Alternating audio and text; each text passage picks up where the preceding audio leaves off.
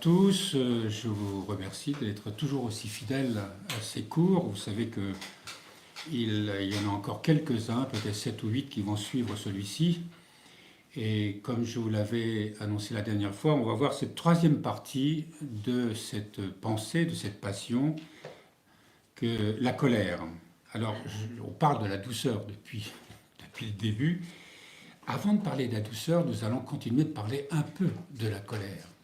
Vous savez, le but de ces cours, c'est de nous montrer qu'est-ce qui appartient à notre chair au sens biblique, qu'est-ce qui appartient à l'ego, qu'est-ce qui appartient à cette humanité déchue et qu'est-ce qui appartient à notre personne, ce qui est le profond en nous, ce qui appartient à Dieu, ce qui appartient à l'Esprit Saint. Le plus souvent, nous n'avons pas conscience que nous parlons de Dieu, que nous parlons de la vie spirituelle, à travers les mécanismes de notre ego, de notre moi. Ça, nous le savons facilement, on peut parler de Dieu, discourir sur Dieu, sans avoir jamais l'expérience de Dieu.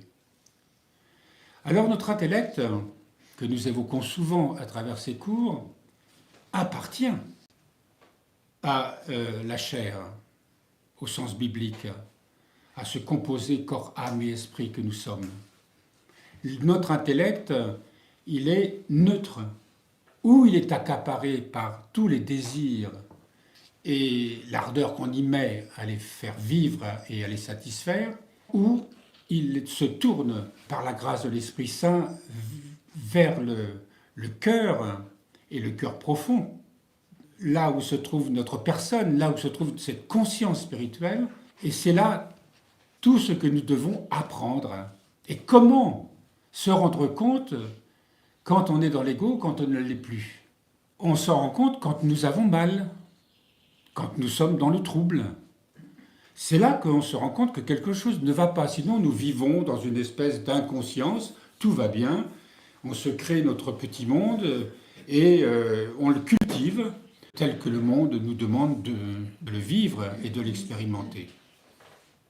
Et le seul moyen que nous avons de prendre conscience justement de ces pauvretés, comme l'appelle la première béatitude, de ce qui n'est pas de Dieu, de ce qui n'est pas l'amour, de ce qui n'est pas la vie spirituelle, eh bien c'est quand nous sommes troublés, dérangés, quand se manifestent ces fameuses 7 pensées. Alors ces 7 pensées sont 7 pensées essentielles, il y a une multitude évidemment de pensées, de désirs qui se cachent derrière tout cela. Mais ce qui est important, c'est au moins de se rendre compte quand on est en difficulté, en souffrance, eh bien nous voyons comment nous réagissons, comment nous justifions, comment nous accusons, etc. Et tout ce que nos pères nous enseignent, et ça c'est valable pour tout le monde. Ça ne se déclinera pas de la même façon, ça ne se résoudra pas forcément de la même façon si on a une vie de famille, si on est dans le monde, si on est dans une vie religieuse. Mais la règle, ou du moins le chemin spirituel, il n'y en a pas 36, il n'y en a qu'un seul. Et c'est de pouvoir à ce moment-là commencer, on cite souvent Saint Séraphin de Sarov, mais nos pères ne cessent de nous dire que sans l'Esprit Saint, on ne peut pas comprendre, on ne peut pas vraiment entrer dans le réel de la vie spirituelle. Parce qu'on a des artifices extraordinaires, des artifices intellectuels extrêmement subtils, compliqués, très élaborés, pour se donner l'illusion de vivre une vie spirituelle alors qu'on n'en a pas.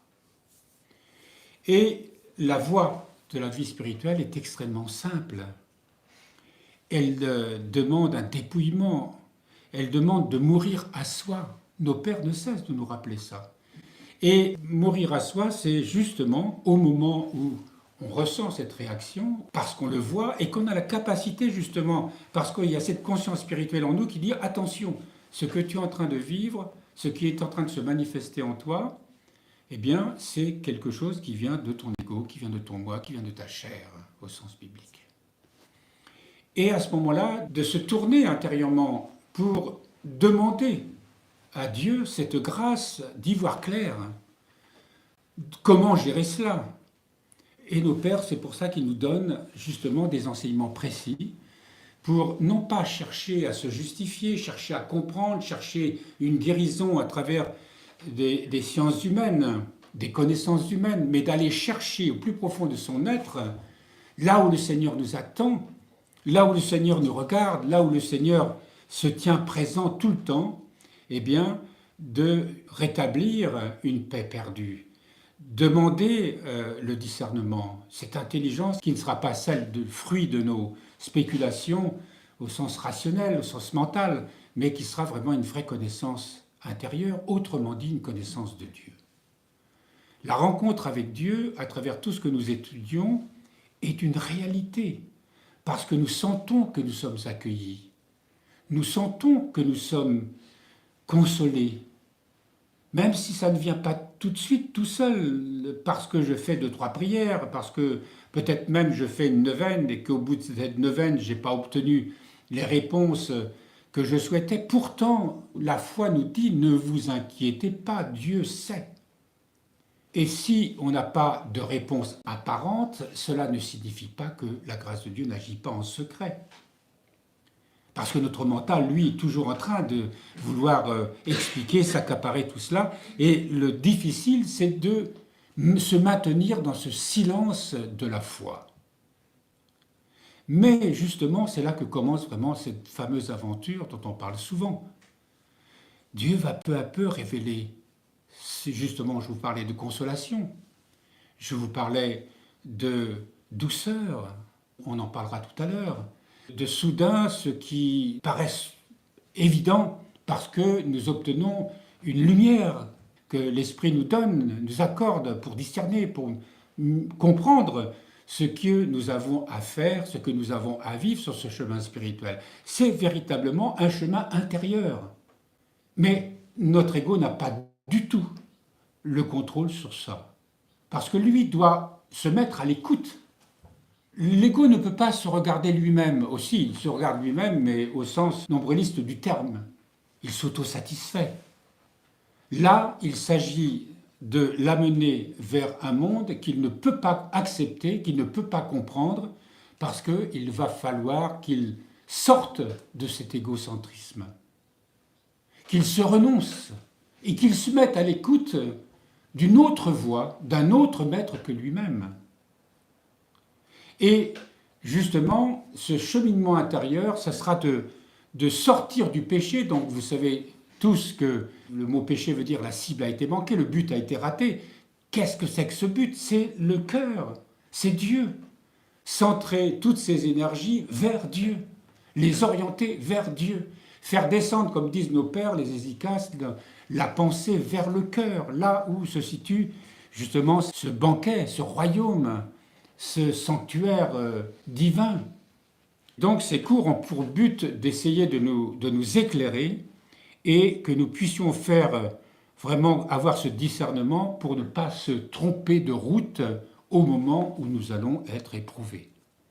Alors on peut être éprouvé par une parole, ça peut être une tentation, ça peut être, quelle que soit la manifestation qui vient vers nous, que nous ayons ce discernement pour savoir que là, eh bien, il ne faut pas nous laisser entraîner, qu'il ne faut pas nous laisser capter, et de renoncer à satisfaire, je dirais, une réaction humaine, et de se tourner vers Dieu en disant « Seigneur, je veux faire ta volonté ». Et c'est ça le difficile. Là, je vais vous lire ce passage, un petit passage tiré d'un livre qui s'appelle « Les méditations spirituelles » de saint Ignace Brianchaninov, un grand mystique russe du XIXe siècle. Il dit « Pour suivre le Christ », parce que c'est de ça dont nous parlons évidemment, « renonçons préalablement à notre propre raison et à notre propre volonté. » Renoncer à notre propre raison et à notre propre volonté. C'est-à-dire que tout ce que nous avons évoqué précédemment. La raison et la volonté de la nature déchue sont totalement abîmées par le péché. La raison et la volonté de la nature déchue sont totalement abîmées par le péché. C'est-à-dire que si on utilise notre raison ce que nous croyons savoir de la vie spirituelle, ce que nous croyons savoir de Dieu, sans qu'il y ait cette, je dirais, contraindre notre nature à faire silence et se tourner intérieurement vers Dieu pour obtenir une autre intelligence, eh bien, on est dans l'erreur. Elles sont entièrement incompatibles avec la raison et la volonté divine. Et il y a beaucoup de faux prophètes aujourd'hui, et ça c'était un des enseignements majeurs que nous a donné Monsieur Maël, où on parle de Dieu et on parle de ce que les saints disent, mais à travers un procédé qui est celui des connaissances humaines.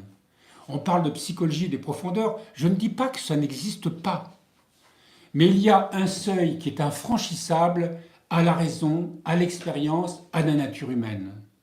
Vous savez, cette petite porte de l'Évangile, dont nous parle l'Évangile de Matthieu, on ne peut pas la franchir autrement que nu, que dépouillé, que pauvre, avec le sentiment, justement, je dirais, d'une urgence.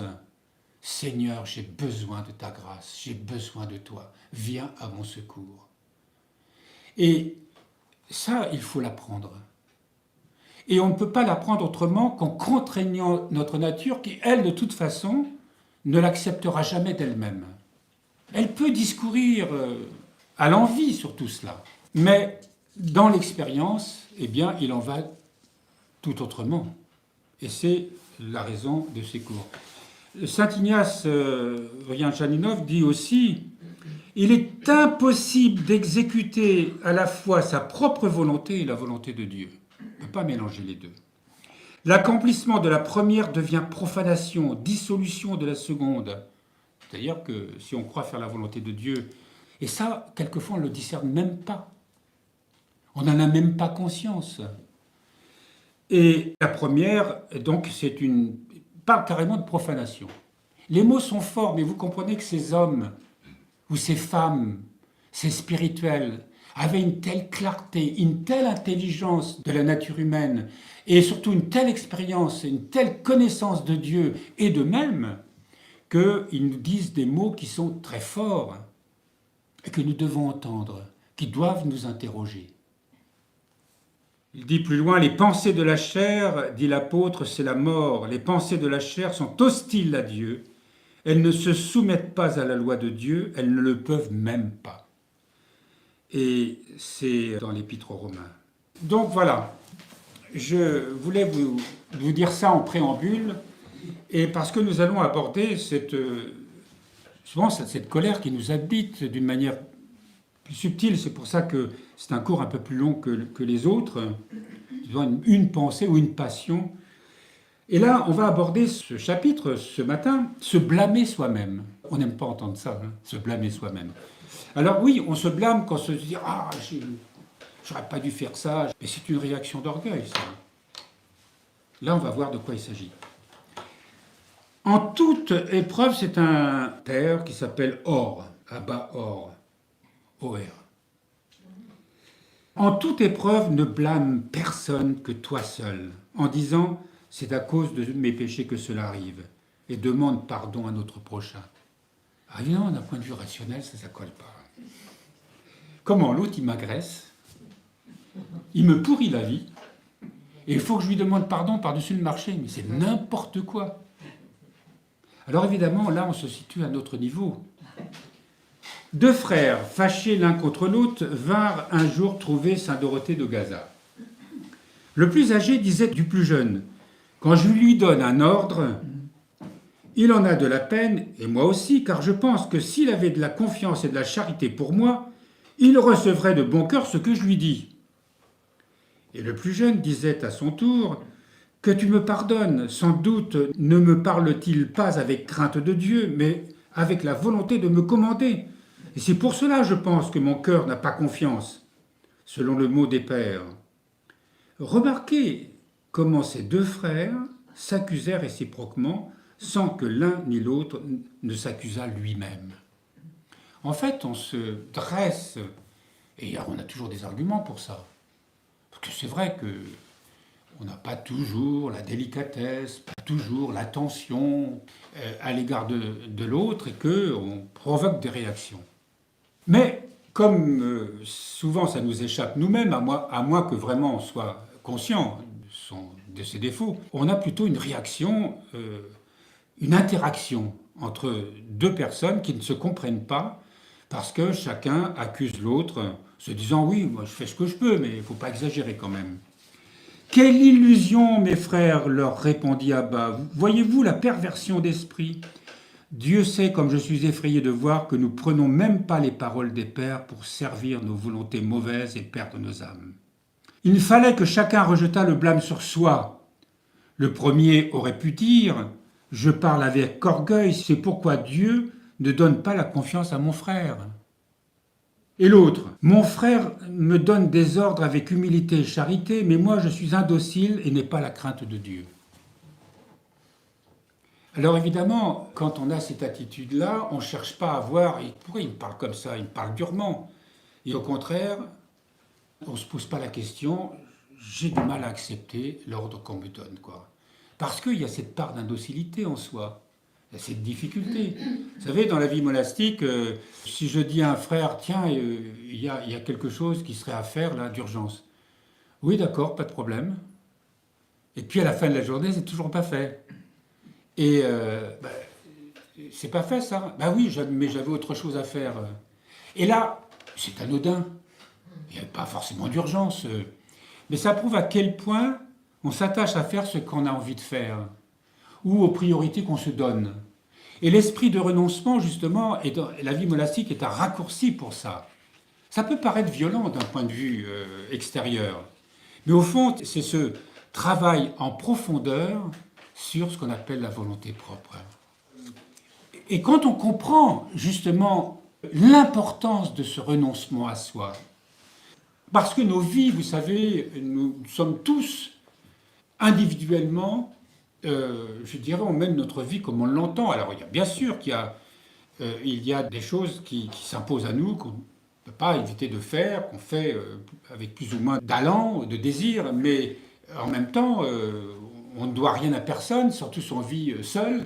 Et souvent, d'ailleurs, quand on vit un peu en communauté, comme nous, on se rencontre fréquemment, de temps en temps, ça se... Mais heureusement, vous vous imaginez, enfermés dans notre petit monde, si on n'était pas là en train de vivre ensemble et de remarquer que finalement, on a du mal à supporter un tel ou une telle, qu'on a du mal à vivre telle ou telle circonstance communautaire.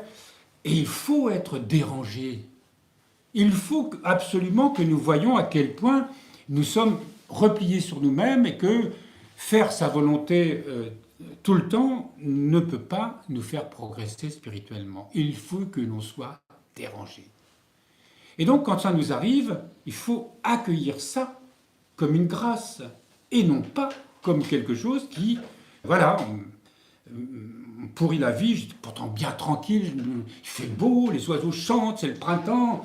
Je me suis levé de bonne humeur et voilà que on me casse la baraque, quoi. Eh ben non, c'est intéressant de voir à quel point on peut être vite déstabilisé, mais c'est le type qui réagit. C'est notre volonté propre. C'est cette blessure d'amour-propre qui sont toujours si fréquentes. Comment on me parle comme ça? Comment moi? Vous savez, c'est un N majuscule, et puis on l'écrit moi avec un O, avec un gros, un accent circonflexe et un A.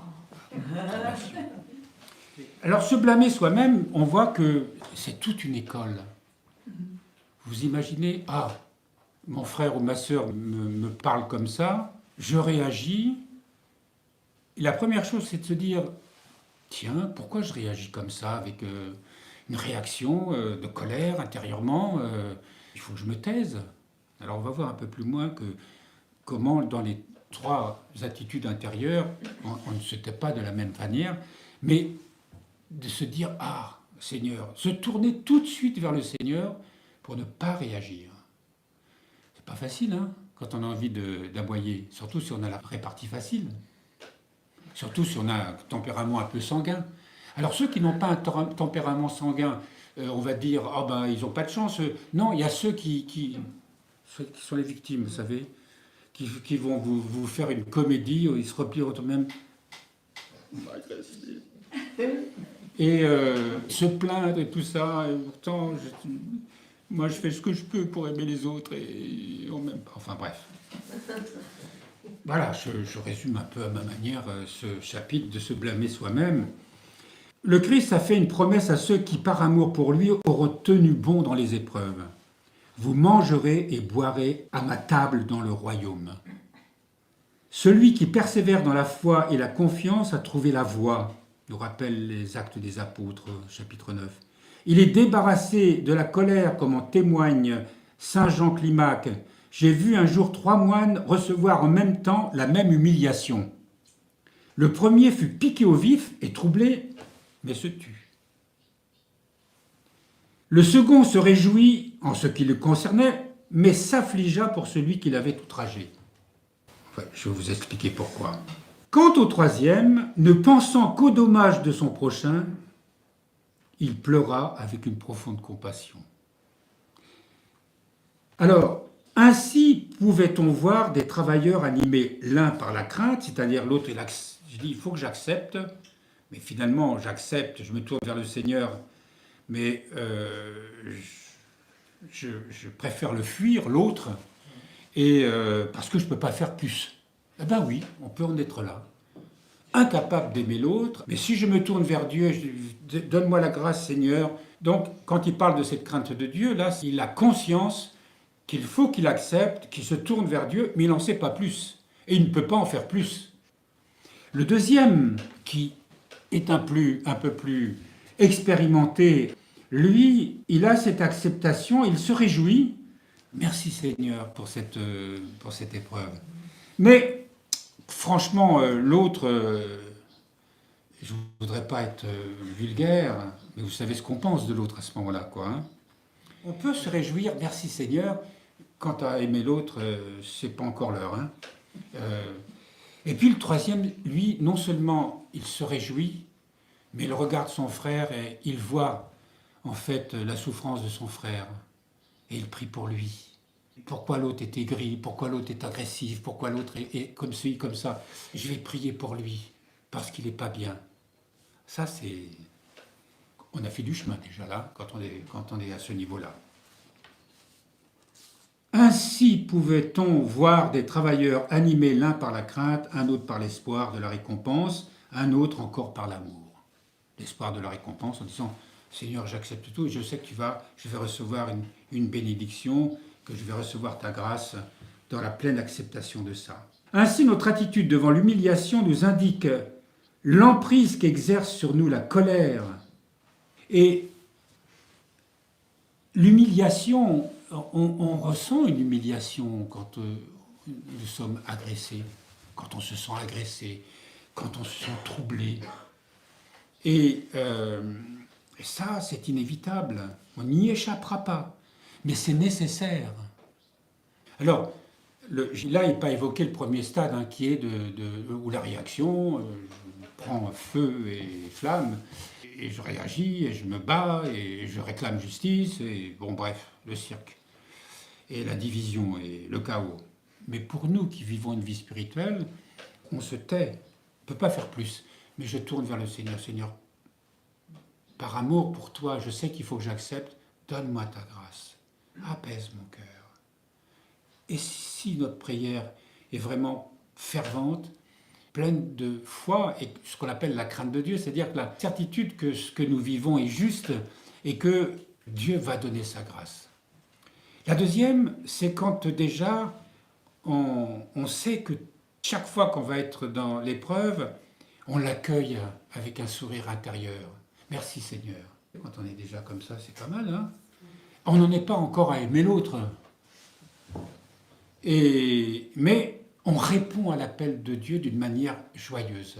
Parce qu'il y a toujours un appel derrière ça. Et le troisième, lui, il a quand même fait un sacré chemin, malgré les épreuves qu'il vit, malgré les circonstances. Tout est volonté de Dieu, puisque tout doit servir à transformer cette nature spirituelle, à la transfigurer, qu'elle soit habitée par la lumière, par l'amour de Dieu, par la miséricorde de Dieu, que notre être tout entier devienne un temple, le temple de l'Esprit Saint, le temple de la Sainte Trinité. Alors là, évidemment, on peut avoir de l'amour pour son prochain. C'est une voie royale, on l'appelle comme ça, c'est la voie directe. C'est pas ce qu'on enseigne dans les sciences humaines. Alors, on va parler maintenant de ce qu'on appelle la haine parfaite.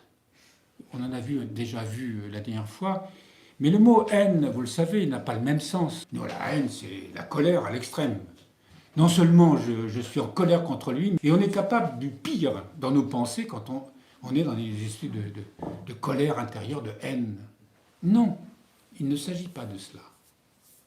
Vous savez, on cite souvent qui ne hait pas son père, sa mère, c'est vrai, on en a déjà parlé plusieurs fois. Ce mot-là, c'est rien, on ne doit rien préférer à l'amour de Dieu d'abord, parce que nous ne savons pas aimer comme Dieu nous aime. Nous aimons avec notre égocentrisme, nous aimons avec notre possessivité, nous aimons avec justement ce cortège des passions qui sont en nous, et même si on essaye de donner le meilleur de nous-mêmes, c'est très difficile, encore que la vie nous apprend à donner de plus en plus et sans rien attendre, surtout quand on a des enfants, etc. On apprend beaucoup de choses. Mais là, il s'agit vraiment de prendre conscience, qu'est-ce que c'est que cette haine? Vous savez, parfois, il nous arrive qu'un aliment, une odeur ou quelque chose, il y a une répulsion.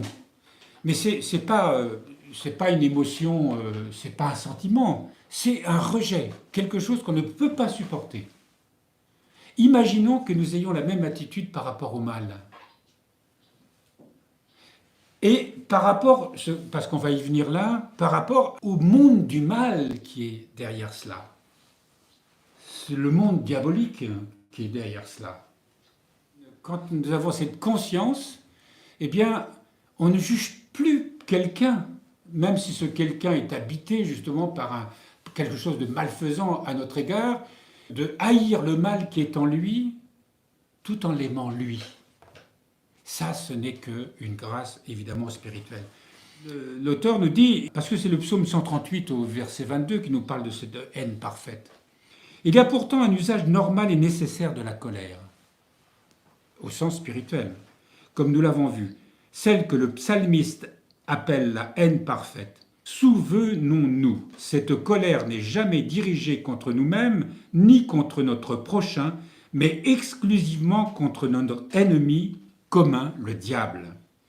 D'où le reproche d'amas synclétique adressé à quelqu'un qui était en colère contre un autre. Pourquoi es-tu l'homme qui t'a contristé? Ce n'est pas lui qui commet l'injustice, c'est le diable. Est la maladie et non le malade. Cette exhortation nous rappelle que, même si notre responsabilité est toujours engagée lors du jaillissement de la colère, cette source est au dehors de nous. Elle se trouve en l'ennemi de Dieu. On n'a souvent pas conscience que derrière toutes nos passions, il y a ce monde, et saint Paul nous rappelle, il y a ce monde diabolique. Alors évidemment, dans les sciences humaines, ça n'existe pas le diable. La notion de mal et de bien, évidemment, mais la notion diabolique qui est ce monde angélique, les spirituels font l'expérience de la présence de ce mal, de ces manifestations diaboliques. On en fait l'expérience. Le diable se manifeste contre ceux qui veulent suivre un chemin de vie spirituelle. Il cherche à les en empêcher. Et quand il ne peut pas les empêcher par des manœuvres subtiles pour nous détourner de la voie du bien, eh bien, il peut se manifester d'une manière réelle. Et ceux qui, un temps soit peu, prient et désirent vraiment suivre le Seigneur, immanquablement feront cette expérience. Et cette expérience est une réalité, on ne peut pas en douter. Et derrière toutes nos pensées mauvaises, nos réactions passionnelles, et souvent, lui, il est là pour, vous savez, pour souffler sur les braises, de façon à ce qu'on cède à la tentation de ses passions. Il est toujours derrière cela. Il ne peut pas agir sur nos points forts, il va agir forcément sur nos points faibles. Mais attention, il ne peut pas faire ce qu'il veut. Parce que Dieu ne permet pas, s'il avait tout pouvoir sur nous, vous imaginez, nos pères nous disent qu'il a une connaissance de nous, il a une connaissance des sciences humaines même, le moindre et petit démon est plus savant que le plus savant des hommes. Donc Dieu ne permet pas que l'on soit tenté au-delà de ce qui est nécessaire pour nous. Lorsque le malin essaye de nous déstabiliser, il essayera d'abord de nous déstabiliser en favorisant nos passions. Et quand on a des mouvements intérieurs comme ça, quelquefois même, vous pouvez être sûr qu'il est toujours là. Et on n'est pas seulement face à notre ego, on est aussi face à ses ennemis qui veulent notre mort. Les démons veulent notre mort, c'est tout si simple que ça, mort spirituelle. Et c'est un grand mystère ça. Et là encore, c'est seulement dans l'expérience intérieure, dans l'expérience spirituelle, qu'on apprend à ce qui vient de Dieu, ce qui vient de l'Esprit Saint, ce qui vient de nos passions et ce qui vient du malin. Haïr, c'est très mystérieux, c'est d'avoir un mouvement de répulsion pour le mal.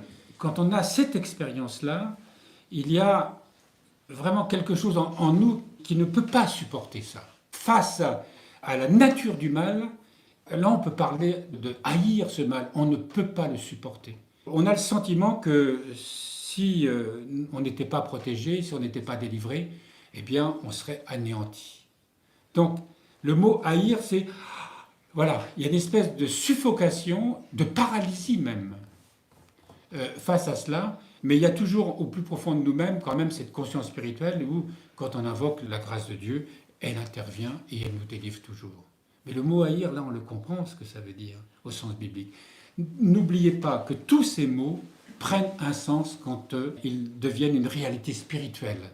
C'est-à-dire que quand on le vit et quand, à ce moment-là, on comprend ce que sont les mots de l'Écriture sainte.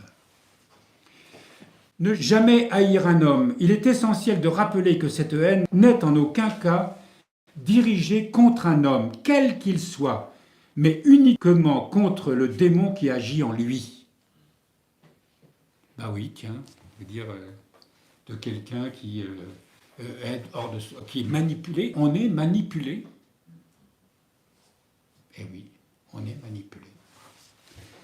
En plusieurs occasions, dans l'Évangile, on voit Jésus s'adresser à un homme ou une femme possédée par le démon, afin de l'obliger à sortir d'eux. Par exemple, alors qu'un homme possédé d'un esprit impur s'opposait à lui, Jésus lui dit, non pas à l'homme, mais à l'esprit impur qui était en lui, « Sors de cet homme !» L'esprit impur le secoua avec violence et sortit de lui en poussant un grand cri. Vous avez remarqué, enfin si vous pouvez en faire l'expérience, que si on est habité par une réaction humaine, par une colère, vraiment, si on invoque le Seigneur, il y a une sorte d'exorcisme qui s'accomplit en nous. Carrément. Voilà, Saint Jérôme commente. C'est comme s'il disait « Sors de chez moi, que fais-tu dans ma demeure? Je veux entrer, laisse cette demeure qui a été préparée pour moi. » Vous savez, il y a ce passage de l'Évangile où le Seigneur chasse un démon. Et puis, il dit attention, mais sois vigilant et sois fidèle, parce que sinon, il y en a 7 plus méchants qui vont venir en toi. Frères, les passions sont des afflictions et le Seigneur ne les a pas éliminées en nous. Mais il dit, invoquez-moi au jour de la tribulation, je te délivrerai et tu me rendras gloire. Et je crois que c'est ça, les passions en nous, elles sont normales, bien que... on ne puisse pas dire ça, évidemment, puisque c'est le résultat de la chute, mais qu'elles se manifestent, elles sont normales. Et il ne faut pas les justifier, il faut les accueillir et se tourner vers le Seigneur. Alors là, on a besoin d'être spirituel souvent. On va parler des psaumes d'imprécation. Qu'est-ce que c'est que l'imprécation ? Vous savez, il y a par exemple le psaume 136... et notamment ces versets « Fille de Babylone, misérable, bienheureux qui te revaudra les maux que tu nous as valus. Bienheureux celui qui saisira tes petits-enfants et les brisera contre la pierre. » Et oui, quand on entend ça et quand on prend ça au premier degré, on se dit oula, c'est. Eh bien, évidemment, selon une interprétation commune chez les pères, les petits-enfants de Babylone sont les pensées que, dès leur apparition, ceux qui sont engagés dans le combat spirituel brisent contre la pierre, c'est-à-dire contre le Christ. Évidemment qu'on va interpréter ça de cette manière. Mais justement, tout de suite se tourner vers le Christ, dès que nous sommes assaillis par ces pensées qui sont des passions.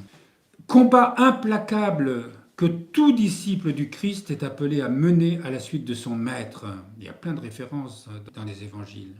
Le fidèle qui entre dans ce combat a pour arme les armes spirituelles, seul capable de vaincre un tel adversaire.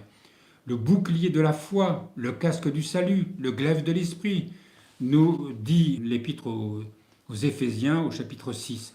Ces psaumes sont alors des supplications pour que la colère de Dieu s'abatte sur notre terrible ennemi qui sans cesse rôde autour de nous, cherchant qui dévorer. Ça, c'est la première épître de Saint Pierre. Et que nous échappions à ces pièges. En fait, nous n'avons pas conscience à quel point le diable cherche à nous égarer, ou tout simplement à nous maintenir dans une espèce d'ignorance. Tu sais, je vous rappelle cette histoire des 3 petits diablotins. Ils ont terminé leurs études. Alors le premier, il se pointe devant le maître diable. Il lui dit, alors toi, je vais t'envoyer sur Terre. Qu'est-ce que tu as comme projet? Alors lui, il dit, moi, je vais leur faire croire que Dieu n'existe pas. Tu sais, il y a longtemps qu'on a essayé ça, hein, et ça n'a pas vraiment porté tous les fruits qu'on souhaitait. Il y a même des gouvernements entiers qui ont proféré ça. Et puis, patatrac, quelques décennies plus tard, eh bien, c'est tout l'inverse qui s'est produit. Non, ça, il va falloir que tu révises, il faut que tu cogites quelque chose de mieux que ça. Il le renvoie, avec une mauvaise note. Arrive le deuxième. Alors toi, quel est ton projet? Alors il dit, mon projet, moi, c'est... je vais leur dire que le diable n'existe pas. Oui, mais ça aussi, on a essayé. Depuis Freud, depuis justement les sciences humaines qui expliquent tout. On sait bien que tout le mal vient des désordres psychologiques, psychiques. C'est pas le diable. Donc c'est pas ton truc, c'est pas bon ça. Donc il faut que tu revoies ta copie. Donc il le revoit avec une mauvaise note. Le troisième arrive. Et celui-là, dès qu'on voit son regard, tu sens que celui-là, c'est un malin. Alors, je ne dis pas que c'est un bon petit diable, parce que c'est une petite expression qu'on emploie. Non, celui-là, il est dangereux. Alors, il se dit, et toi, alors, quel est ton projet? Moi, je vais leur dire qu'ils ont le temps. Et ça, c'est redoutable. Parce qu'on croit qu'on a le temps. On croit que les choses vont toujours s'arranger, que c'est pas si grave que ça. Et on est toujours en train de relativiser, de justifier. On se donne du temps. Et puis même, pour ceux qui croient en la réincarnation, ce sera pour la vie prochaine. À ce tarif-là, on va passer une éternité. Non, nous n'avons pas le temps. Le temps d'aimer, c'est celui de maintenant. La rencontre avec Dieu, c'est maintenant. L'amour de Dieu, c'est maintenant. L'amour de notre prochain, c'est maintenant. Et la lutte contre toutes nos illusions, tout ce que nous croyons de nous, toutes ces méconnaissances que nous avons de nous-mêmes. Et nous l'avons vu la dernière fois que sans la connaissance de Dieu, sans cette rencontre avec Dieu, justement provoquée par nos souffrances, provoquée justement quand nous identifions les passions en nous qui provoquent ces réactions, qui nous entraînent dans la manifestation de toutes ces passions. Comprenons bien qu'à ce moment-là, Dieu nous appelle, tourne-toi vers toi, mon fils, tourne-toi vers toi, ma fille, ma bien-aimée, mon bien-aimé. Viens vers moi, je t'attends. Je voudrais tellement te montrer comment aimer, t'apprendre à aimer comme moi je t'aime. Vois à travers l'œuvre du Christ comment je me suis donné totalement et que je continue de me donner éternellement parce que je ne peux pas faire autrement que d'aimer et de me donner d'une manière inconditionnelle et d'entrer soudain, vraiment soudain, dans un autre monde. Et nos pères ont tellement écrit, ils ont tellement évoqué ça pour nous faire comprendre comment entrer dans cette vie et de ne pas nous donner comme ce diablotin lui disant « mais oui, c'est pas grave, allez, bon ». Alors les psaumes d'imprécation comme ça, c'est comme des exorcismes en quelque sorte, quoi. Face à ces pensées, quoi. Ainsi, lorsque nous entendons ces appels au combat, n'oublions jamais que nous n'avons plus à livrer de guerre selon la chair, dit Origène, mais qu'il faut combattre à grands efforts dans notre âme contre des adversaires spirituels. Dieu donne comme un chef d'armée ce précepte aux soldats du Christ: recevez l'armure de Dieu pour être en état de tenir face aux manœuvres du diable. Encore une fois, c'est l'épître aux Éphésiens, au 6e chapitre. Alors nous allons passer à la colère de Dieu. On parle souvent de la colère de Dieu.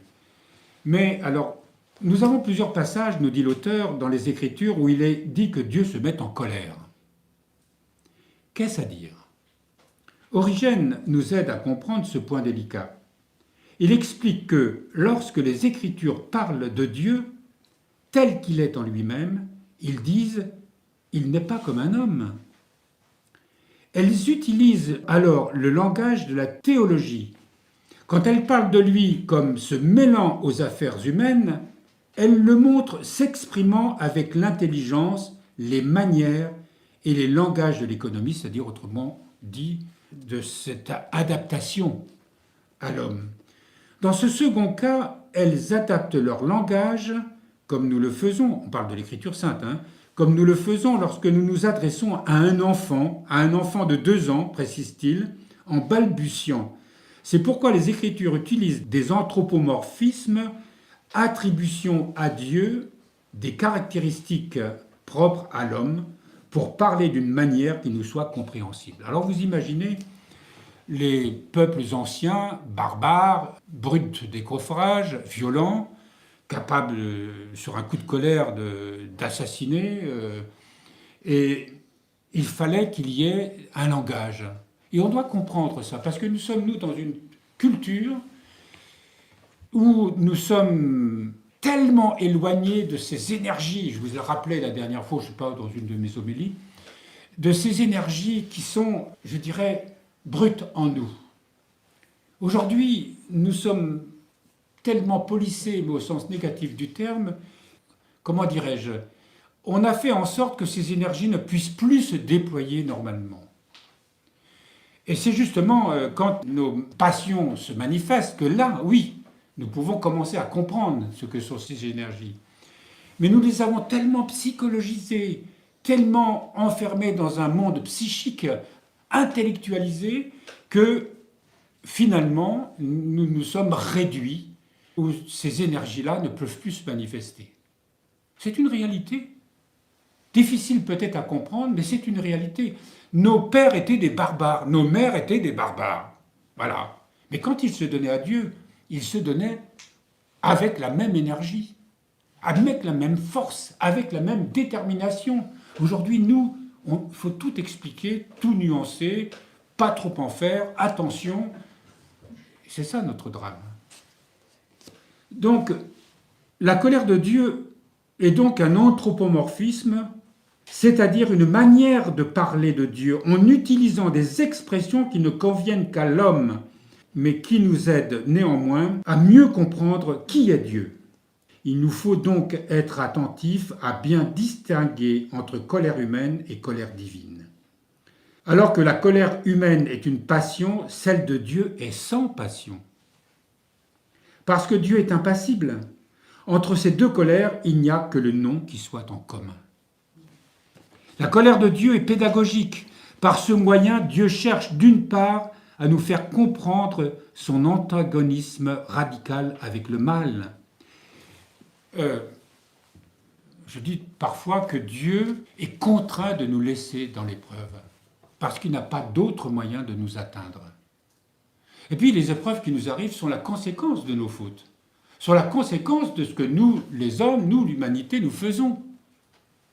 C'est pas difficile de comprendre que quelqu'un qui a une vie de débauché, qui se nourrit mal, qui est alcoolique, qui consomme des substances, il ne va pas vivre longtemps.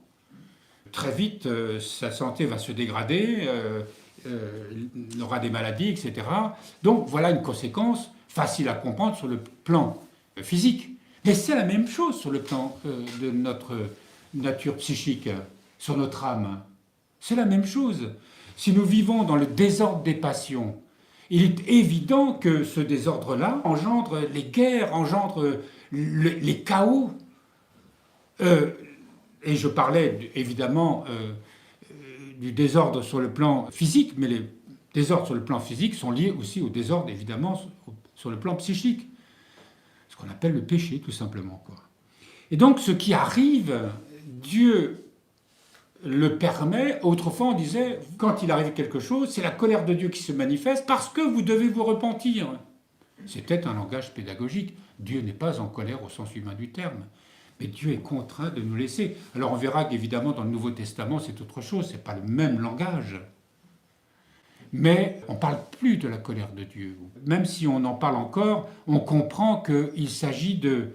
Mais réveillez-vous avant que ce soit trop dramatique. N'attendez pas que le malheur soit sur vous. Convertissez-vous. Qu'est-ce que dit la Mère de Dieu dans toutes ses apparitions? En général, quand elle apparaît quelque part, c'est pas par hasard, c'est pas pour rien. C'est pas forcément un bon signe. Elle appelle à la conversion. Convertissez-vous. On le voit à Medjugorje. Quand elle est apparue dans les années 80, initiant ce grand mouvement de conversion tout de même. Elle est apparue sur une colline où derrière il y a un village orthodoxe qui avait été massacré pendant la guerre. Et elle se présentait comme Notre-Dame de la paix et de la réconciliation. Alors vous avez vu ce qui s'est passé à la suite de la mort de Tito, ce qu'on appelait la Yougoslavie. Eh bien, elle s'est déchirée en 3 nations, 3 religions en plus. Elle nous appelle à la conversion, au repentir, à changer de vie. Qu'est-ce que nous entendons par là? Est-ce qu'on écoute vraiment? Et c'est ça le drame. Et quand arrive le malheur, quand arrivent les guerres, quand arrivent les épidémies, les catastrophes, eh bien, évidemment, quand on n'a pas la foi, on met ça sur le compte de tout et n'importe quoi. Mais en tout cas, certainement pas sur la conscience que nous avons à changer de vie. La Mère de Dieu ne cesse de le dire, nos pères ne cessent de nous le dire aussi. On peut aussi éviter des catastrophes, on peut aussi abréger des guerres ou des catastrophes, ou des situations dramatiques. Tout dépend de notre conversion. Il y a là quelque chose, évidemment, qui est de l'ordre de la foi, mais est-ce que nous avons conscience de cette réalité-là? Est-ce que vraiment nous voulons la mettre en œuvre dans nos propres vies? Au lieu de reprocher, de rejeter la responsabilité sur le monde tel qu'il est, est-ce que vraiment nous partons du principe que tout commence à partir de moi, que rien ne pourra changer que si seulement moi je commence à me convertir, à me tourner vers Dieu et ne pas sans cesse chercher des excuses sur le dos des autres, sur ceci ou sur cela.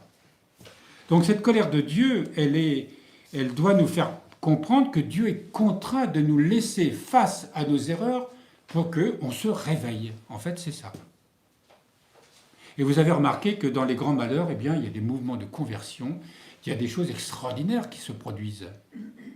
Et il y a des mouvements qui naissent au sein des choses les plus noires, des mouvements remplis de grâce, de beauté, d'amour. Et c'est là que naissent aussi des réformes extraordinaires au sens spirituel du terme. Donc cette colère renvoie au pécheur ce qu'il a lui-même produit.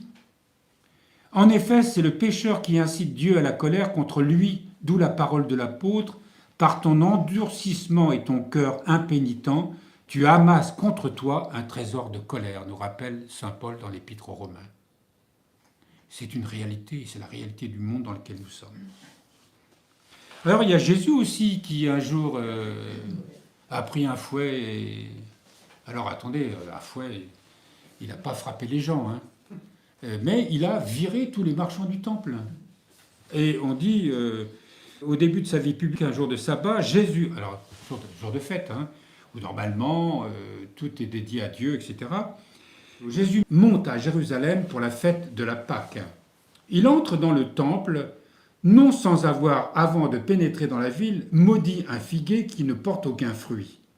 Or, commente saint Bède le Vénérable, ce qu'il a fait en figure à ce figuier, il va le faire plus clairement en chassant les impies du temple. Montrer aux yeux de tous la stérilité spirituelle de ce lieu. Il se met à chasser ceux qui vendent et achètent dans le temple tout ce qui est nécessaire au sacrifice. Il renverse les tables des changeurs, qui échangent la monnaie en vigueur dans la Palestine occupée par les Romains, contre la monnaie du temple, qui permet aux pèlerins d'acheter des offrandes, ainsi que les sièges des marchands de colombes, qui vendent aux pèlerins l'offrande sacrificielle des pauvres. Il ne laisse personne traverser le temple en portant quoi que ce soit pouvant faire l'objet d'un commerce profanant le temple, le rendant inapte à être le lieu de la rencontre de Dieu avec son peuple. Et Jésus s'écrie, « N'est-il pas écrit, ma maison sera appelée maison de prière pour toutes les nations. Mais vous, vous en avez fait une caverne de bandits. » Raison pour laquelle Dieu n'y réside plus et qu'il sera dévasté. Effectivement, puisque ce temple va être détruit 70 ans plus tard. Alors cette colère n'est pas... Jésus ne se met pas d'un coup en rogne, quoi. Une sorte de colère, furibond. Non, il est sans passion, nous le savons. Mais il montre par là que ce temple, qui est à l'image de notre temple intérieur, on ne peut pas faire habiter dans notre temple intérieur tous nos marchandages. C'est pour ça que le petit diable, en disant « Vas-y, marchande, t'as le temps ». C'est pas grave. Tous ces marchandages intérieurs, tout ce qu'on cultive et qu'on relativise, c'est pour ça que saint Tugdual a tellement dénoncé nos relativités. Et il faut chasser ces marchands du temple en nous. Et voilà pourquoi Jésus a cette colère, mais on va dire cette sainte colère. Et on peut avoir une sainte colère, effectivement, en ce qui nous concerne. Alors maintenant, on va apporter la douceur. Enfin! Mais cette douceur, on ne peut pas l'obtenir autrement qu'en luttant contre cette fameuse colère. Et en comprenant comment ça fonctionne en nous. La douceur, d'abord, c'est le rétablissement de notre communion avec Dieu. Énergiquement écartée, la colère fait progressivement place à la douceur, fruit de l'esprit, nous rappelle l'Épître aux Galates au chapitre 5. Saint Jean Climac la définit comme un état immobile de l'âme qui reste égale à elle-même, aussi bien dans des humiliations que dans les louanges. Je vais vous la refaire. Saint Jean Climac la définit comme un état immobile de l'âme qui reste égal à elle-même, aussi bien dans les humiliations que dans les louanges. Abba Macaire, le grand, compare ceux qui en jouissent à l'enclume du forgeron qui, si l'on frappe sur elle, chaque jour demeure propre. La douceur rétablit pleinement le lien avec Dieu, rompu au moment de la faute d'Adam et Ève.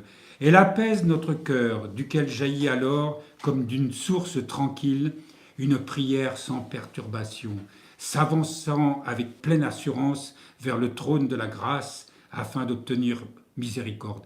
Vous savez, quand vraiment on a cette prière, même si on est violemment perturbé, qu'il y a de la colère en nous, qu'il y a de l'agitation en nous, qu'il y a de la passion en nous, et que vraiment on implore la Mère de Dieu qui toujours vient au secours de ses enfants, et que justement par son intercession, elle permet que notre prière du trône de la miséricorde de Dieu descende dans notre cœur, justement cette paix qui nous donne de la douceur. Et voilà que lorsque cette douceur, cette paix, cette douceur s'installe en nous, et bien soudain, on s'élève, on prend de la hauteur, et soudain on relativise. Pourquoi me mettre en colère pour si peu ? Pourquoi m'affliger pour si peu ? On se sent comme soudain délivré. Et alors, le regard que l'on porte, si cette colère, cette réaction, cette passion s'est manifestée à cause d'une relation avec quelqu'un, eh bien, à ce moment-là, ça devient tellement peu important. Et même, comme nous l'avons entendu, eh bien, j'ai envie de lui demander pardon si j'ai réagi même intérieurement. Ça, il faut discerner s'il faut le faire ou pas. Justement, on acquiert cette douceur avec Dieu, on goûte la douceur de Dieu, on répond justement à Dieu par cette douceur qu'il nous met dans notre cœur. Notre prière devient douce parce qu'elle est paisible, parce qu'elle devient heureuse même. Vous savez, cette fameuse joie parfaite dont parlent nos pères, quoi. La douceur, c'est le rétablissement de notre communion aussi avec le prochain. La douceur s'exerce envers tous les hommes, souligne l'apôtre dans l'épître à Tite, au 3e chapitre. Elle se manifeste par la prière pour l'offenseur, sans être sensible à ses procédés. Il peut continuer de nous tourmenter et on prie pour lui, sincèrement, doucement. Quand on a une grâce comme ça, vous vous rendez compte, c'est quand même confortable. Priez pour lui sans dire que de toute façon il ne changera jamais. Priez pour lui ou pour elle de tout son cœur sans mettre ni restriction ni condition. C'est beau quand même. Ce père ajoute cette précieuse indication: tu sauras que tu es entièrement débarrassé de cette infection, de la colère donc, non pas simplement si tu pries pour celui qui t'a offensé, ni si tu échanges avec lui des présents, bon, on se fait des petits cadeaux, on s'invite, ni si tu le convies à ta table, mais seulement si, apprenant qu'il est tombé dans quelque malheur spirituel ou corporel, tu souffres et tu pleures sur lui comme sur toi-même. Vous vous rendez compte, cette grâce à ce moment-là, au lieu de te dire, vous voyez, de toute façon, oui, je le connais, je l'ai vécu. Non, là, oui, il faut prier pour lui, on va prier pour lui. Au contraire, là, on s'afflige comme si c'était nous-mêmes qui étions tombés dans ce péché, dans cette affliction, quoi. Ça, c'est vraiment le bonheur que de ressentir cette grâce dans notre cœur, d'avoir cette douceur, d'avoir vaincu cette colère en nous, d'avoir vaincu ces passions en nous et d'avoir justement à l'égard de notre frère, quelle que soit son attitude à notre égard, eh bien, d'avoir de la compassion, de l'amour, de prier, de jeûner pour lui, de faire en secret du bien pour lui. Un frère calomnié par quelqu'un se rendit chez un ancien, aux cellules, ce qu'on appelait les cellules, et lui dit « Père, je suis accablé ». Et l'ancien lui dit « Pourquoi ?»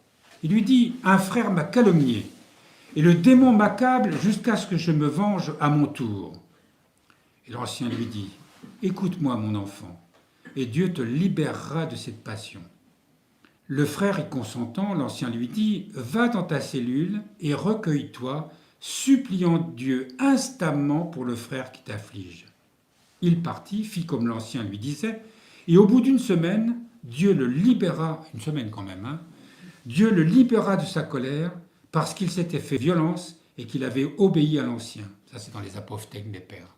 Quand on demande une grâce, quand on veut être délivré, et que sincèrement on sait qu'il faut en être délivré, ça marche toujours. Si ça ne marche pas, c'est que vraiment on a écouté le petit diablotin qui nous disait « Oh, laisse tomber ».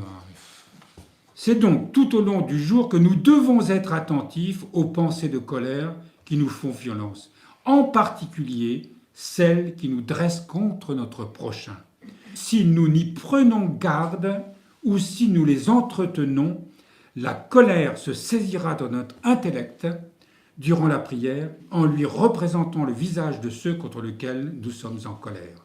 Notre prière sera alors impure, déplaisante à Dieu, nous rappelle l'épître aux Romains au 8e chapitre. Plus encore, la colère, lorsqu'elle s'installe et devient rancune, émousse l'intellect de celui qui prie, obscurcit ses prières, nous met en garde et vagrin. En effet, les pensées qui ont pour origine la suspicion et la haine, plus que tout, aveuglent l'intellect, détruisent son état céleste. Donc notre capacité, évidemment, à réfléchir. Bienheureux les doux, nous rappellent les béatitudes. Bienheureux les doux, ils auront la terre en héritage. Ou en partage. Et ça, cette terre, c'est de la terre intérieure dont il s'agit. Pas de la terre au sens matériel du terme. De quelle terre s'agit-il? Vous savez, il y a beaucoup de paraboles qui nous parlent par exemple la parabole du bon grain. Dans quelle terre est-elle semée? Et si notre terre intérieure est une bonne terre, eh bien, ce bon grain, qui est la grâce de Dieu, elle tombe dans cette bonne terre et elle produit des fruits.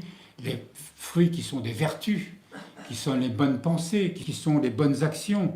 Lorsque nous sommes devenus doux à l'égard de notre prochain et à l'égard de tout ce qui peut arriver.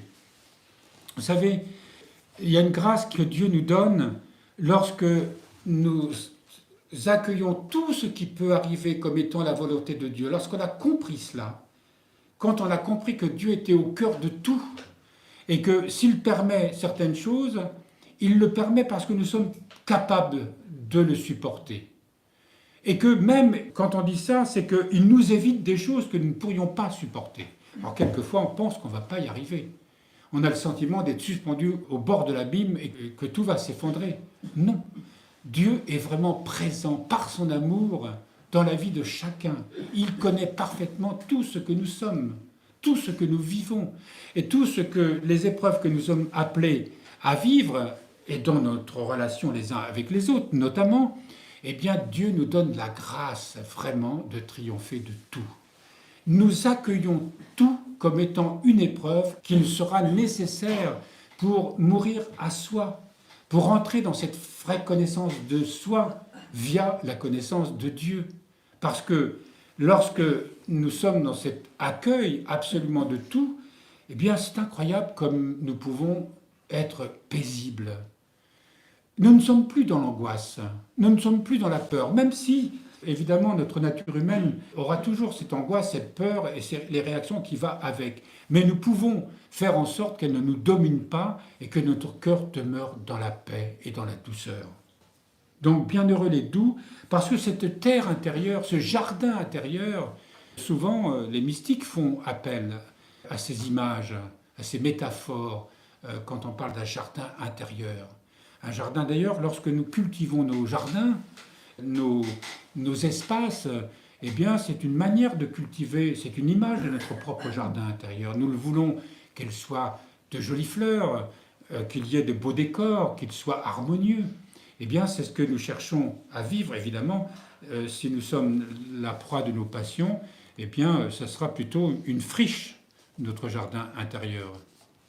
Quand les psaume 26, verset 13 notamment, nous dit « Je le crois, je verrai les biens du Seigneur sur la terre des vivants ».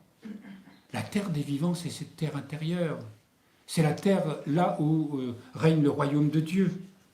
Cette bonne terre, rappelle Matthieu au chapitre 13, qui accueille la semence de la parole et produit du fruit. L'un 100, l'autre 60, l'autre 30. Donc toutes ces images bibliques que nous rencontrons, eh bien, elles évoquent cette réalité intérieure. La perfection de la douceur. Saint Jean Climac distingue divers états de douceur. Le commencement de la bienheureuse douceur, c'est d'accepter les humiliations dans l'amertume et la tristesse du cœur. Accepter les humiliations dans l'amertume et la tristesse du cœur. L'état intermédiaire, c'est de rester exempt de chagrin au milieu de ces choses. Mais la perfection, si elle existe, c'est de les considérer comme un honneur. Que le premier se réjouisse, que le second se montre fort, bienheureux le troisième, car il exulte dans le Seigneur. Ce sont des états intérieurs. Ces humiliations, justement, quelles sont-elles? Nous avons une réaction intérieure. Notre ego est humilié. Et que lorsque nous prenons conscience que c'est une humiliation qui est nécessaire, on a fait là un grand pas spirituel, un grand pas sur le chemin de la vie en Christ. Si nous continuons de nous rebeller, de nous justifier, de nous bagarrer, etc., selon des processus qui ne relèvent finalement que de l'ego et d'une justice humaine, eh bien nous n'entrerons pas dans cette voie de l'Évangile, dans cette petite porte de l'Évangile que l'Évangile évoque. Ce chemin qui nous fait entrer dans le réel de la vie de l'amour. Donc au début, bien sûr qu'on a de l'amertume, de la tristesse dans le cœur, on se sent éprouvé, il y a une véritable douleur, mais lorsque nous l'acceptons et qu'on se tourne par la foi vers Dieu, eh bien nous sentons bien que à chaque humiliation, il y a un apaisement et une douceur qui nous sera donnée.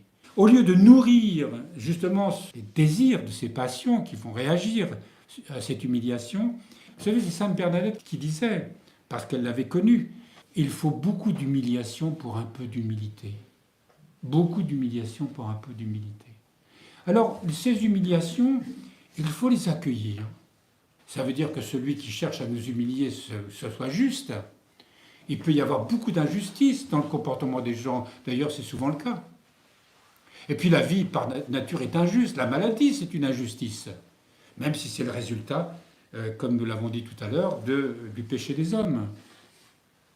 Mais si nous accueillons ça, si nous voulons rentrer dans ce grand mystère et cette grande aventure de la vie intérieure, qui ne peut que produire en nous des fruits spirituels qui seront, je vous le rappelle encore, paix, joie, douceur, compassion, amour, rayonnement véritable, parce que nous le laissons peu à peu transfigurer par l'amour de Dieu. Et ça ne peut pas se faire autrement qu'à travers la conscience que ces humiliations qui révèlent notre nature est une nature qui est chaotique, une nature qui est centrée sur elle-même, une nature qui souffre parce que, justement, elle ne veut pas se donner, elle ne veut pas s'oublier, elle ne veut pas se renoncer, on est contraint. Et ça, c'est notre personne, cette conscience spirituelle qui est au fond de nous-mêmes qui permettra à cette nature de se renoncer. Il faut le lui imposer parce qu'elle ne le peut pas par elle-même. Alors vous imaginez que quand on est dans ce troisième là où il exulte, c'est le frère Léon qui disait un jour à Saint François, mais je comprends pas, mais plus tu souffres, plus tu es dans la tribulation, plus tu es heureux. Alors c'est pas que Saint François les réclamait, hein. Il acceptait tout parce qu'il savait que tout allait produire des fruits spirituels non seulement en lui, mais pour son ordre, pour ce que Dieu voulait à travers ce ministère qu'il lui avait donné. L'acceptation des humiliations. Le bienheureux Zosime a raconté un jour ce qui suit. Quand j'étais avec la bienheureuse Donysia, un frère lui demanda l'aumône et lui donna ce qu'elle put. Mais lui, n'ayant pas reçu la somme qu'il avait demandée, se mit à l'insulter et à faire des remarques inconvenantes à son sujet. À notre sujet, pardon. Quand Donysia entendit ces paroles, elle en eut de la peine et chercha le moyen de nuire à ce frère. Elle n'était pas encore bien heureuse. Dès que je l'appris, je lui dis « Que fais-tu ? Veux-tu t'en prendre à toi-même ? Tu es en train d'arracher toute vertu de ton âme. Quelle souffrance dois-tu supporter qui soit comparable à celle endurée par le Christ par amour pour toi ? Je sais que tu as distribué tes biens comme s'ils étaient sans valeur, mais si tu n'acquiers pas la douceur, tu es comme un forgeron battant un morceau de fer sans parvenir à façonner un récipient. Je suppose que sur une enclume, on pouvait fabriquer des casseroles. Rester exempt de chagrin au milieu des humiliations, c'est ça, et ça, sans la grâce de Dieu, on ne peut pas y parvenir. C'est impossible. Beaucoup d'humiliation pour un peu d'humilité. C'est pas rassurant comme programme, ça, hein ? Mais si Dieu nous donne la joie, s'il nous donne la grâce, justement, où on se sent libéré, et au contraire, on se sent de plus en plus plein de compassion à l'égard de notre frère, c'est de notre sœur, eh bien, quand même, ça change tout. Et ça, c'est une grâce qui nous sera donnée.